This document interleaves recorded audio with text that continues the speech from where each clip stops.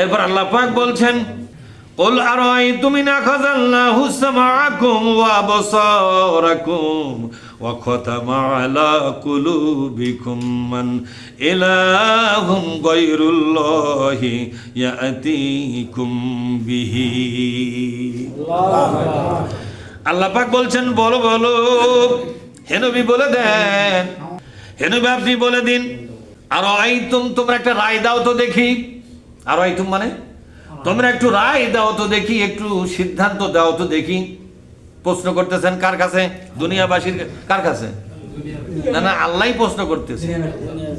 আল্লাহ প্রশ্ন করতেছে, আল্লাহর কাছে নয়, নবীর কাছে নয়। কার কাছে করতেছে? এই যে তুম ব্যবহার, তুম মানে তোমরা, মানে এখানে নবীকে বললে কা ব্যবহার করতো। কা মানে তুমি, আর তুম মানে হলো তোমরা। তোমরা জবাব দাও তো দেখি, তোমরা কারা যারা আমার কোরআন শুনতেছো, কোরআন শোনার পরও কোরআনের কথার গুরুত্ব দিচ্ছ না, রাগ করে বসে আছো, অবহেলা করতেছো, অগ্রাহ্য করতেছো, মনে মনে নানান চিন্তা ভাবনা করে কোরআনের কথাগুলো এড়িয়ে চলার চেষ্টা করতেছো। তোমরা বলো তো দেখি, ইন আখাযাল্লাহু আল্লাহ যদি সিজ করে নেয়, সামাআকুম তোমাদের শ্রবণ শক্তি, এ কোরআন শোনার যোগ্যতা যদি আল্লাহ তোমার কাছ থেকে ছিনে নেয়, কানের শ্রবণ শক্তি ছিনে নেওয়ার মানে হলো এ কোরআন শোনার যে যোগ্যতা, এই যোগ্যতাকে আল্লাহ যদি সিজ করে নেয়, এই কথা বলছেন আল্লাহ তাআলা। এতবার কোরআন শুনলে, এতবার কোরআন শোনার পরে কোরআনের কথা যেহেতু গুরুত্ব দিচ্ছ না, তাহলে আল্লাহ যদি এই অপরাধের কারণে কোরআন শোনার যোগ্যতাই যদি তোমার কাছ থেকে সিজ করে নেয়, তাহলে কি হবে বলো তো দেখি। কি হবে বলেন, বলেন কি হবে, কি ক্ষতি হবে? কোরআন শোনার যোগ্যতা যদি আল্লাহ সিজ করে, কি ক্ষতি হবে? আল্লাহ বলছেন, আর তুমি একটু রায় দাও তো, একটু জবাব দাও তো, যে কোরআন শোনার ক্ষমতা যদি সিজ করি তাহলে তোমাদের কি ক্ষতি হবে?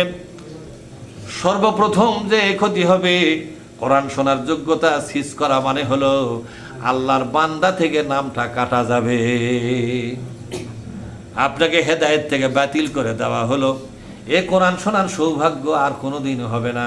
কোরআন শুনবেন, কিন্তু সেই শোনাটা কান দিয়ে আপনার হৃদয় পর্যন্ত আর যাবে না। এ কোরআন আপনার হেদায়েতের উসিলা আর থাকবে না। কি থাকবে না জোরে বলুন? হেদায়েতের উসিলা থাকবে না। কার কথা? ও আবসারাকুম, আর তোমাদের দেখার শক্তি যদি আমি ছিনে নিতাম, বলতো কি ক্ষতি হবে? এ দেখা মানে অন্ধ করে দেওয়া নয়, এ দেখা মানে হলো আল্লাহর কোরআনের দৃশ্য আর দেখতে দেব না তোমাকে। আল্লাহর কোরআনের পাতার মধ্যে কি কথা লুকানো আছে তোমার চোখ দিয়েছিলাম সেটা দেখার জন্য, এই যোগ্যতা আমি তোমার কাছ থেকে উঠায়া নিব। এখন তোমার এটা সুবহানাল্লাহ নয়, এটা নাউজুবিল্লাহ। এখন কি ক্ষতি হবে বলেন?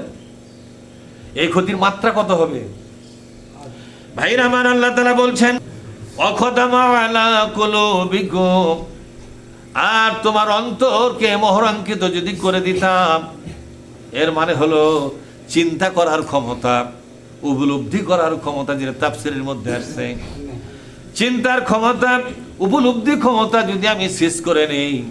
কোরআনের কথা শোনার পরে চিন্তা করা লাগে কিনা জোরে কোন কথা বলেন? কোরআনের কথা শুনতেছেন, চিন্তা হয় কি হয় না? এটা উপলব্ধি করা লাগবে কিনা? এটা আকলের মধ্যে নিয়ে আসতে হবে কিনা?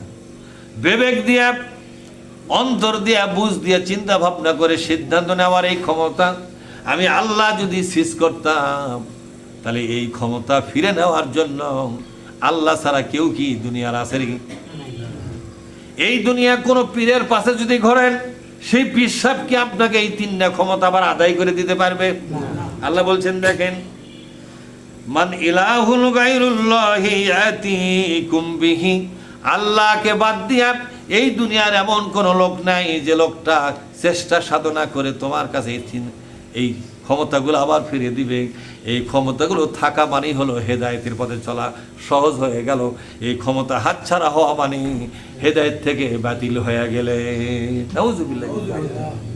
আচ্ছা, কোরআন শোনার অনেকের মন চায় না, কথা ঠিক না? কেন চায় না বলেন তো? কারণ তার ভেতরকার ক্ষমতা সিজ করেছে কে? কোরআন শোনার পাগল হবে সাহাবাদের মধ্যে। কোরআন শোনার পাগলামি ছিল এরকম, বেশিরভাগ সাহাবীগণ ছিলেন তারা শ্রমিক মানুষ। কি ছিলেন জোরে কোন? শ্রমিক মানুষ। মানুষের বাড়ি কামলা ছিল বেশিরভাগ সাহাবীগণ। এই সূরার মধ্যে আসছে, এই সূরা আনামের মধ্যে আসছে। বেশিরভাগ সাহাবী ছিলেন শ্রমিক মানুষ, মানুষের বাড়ি কামলা ছিল। কামলা থাকা অবস্থায় কোনো বিশ্রামের সময় এক সাহাবা আর এক সাহাবার সঙ্গে যখন দেখা হতো, কোরআন শোনার ব্যাপারে এবং কোরআন বলার ব্যাপারে এত বেশি তৃষ্ণা তাদের ছিল রে, নবী আমার বলে গেছে, সাহাবারা বলে গেছে, আমরা পরস্পর বিচ্ছিন্ন হতাম না যতক্ষণ পর্যন্ত কোরআনের কোন আয়াতের আলোচনা আমরা না করতাম। দেখা যখন হয়ে গেছে, ভাই কেমন আছিস, তুই কার কাজ করতিস? মুখের তা তুই গতকালকে তো নবীর কাছে রাত্রি ছিল, কোরআন শরীফে কোনো আয়াত কি শুনেছ? বলে হ্যাঁ। তো সেটা আমার কম শুনে তাড়াতাড়ি আবার কামড় যা লাগবে।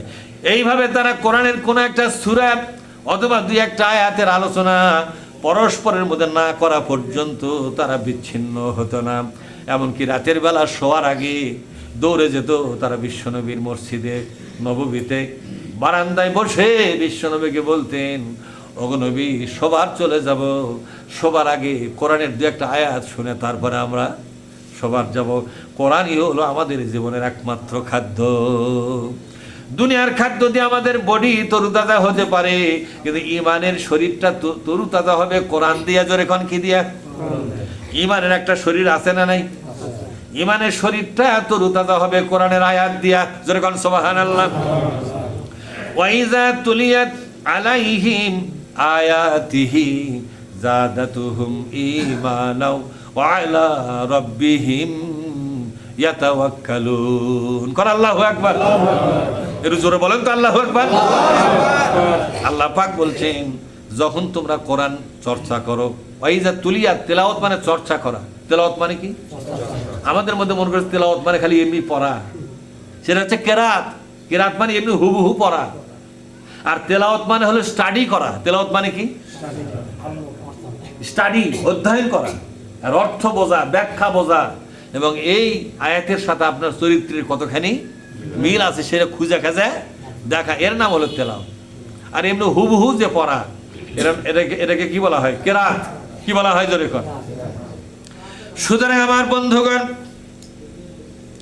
আল্লাহ তাআলা বুঝাচ্ছেন, তোমরা যারা চিন্তা করে জবাব দাও, তোমাদের কাছ থেকে কোরআন শোনার আগ্রহ যদি না থাকে তাহলে বুঝতে হবে অনেক আগে আল্লাহ পাক তোমার কলিজা থেকে কোরআন শোনার আগ্রহ নামক নিয়ামতটাকে আল্লাহ তাআলা সিজ করে নিয়েছেন। অনেক লোক দেখছি কোরআনের তাফসীর হচ্ছে, দাওয়াত দিলাম, গেল না, চাষ তলে বসে আছে, খালি বলছে হুজুর একটা জরুরি কাজ আছে। পরে তাফসীর কারক তাফসীরের জায়গায় দিয়ে এসে একটু ঘুরে দেখতেছি কে কে আছে, যাক দাওয়াত দিলাম, দেখতেছি চাষ তলে বসে ফকাস্টিক মার্কা গপ্প করতেছে। ওরে বলে ওর জরুরি কাজ, ওরে বলে কি কাজ? জরুরি কাজ।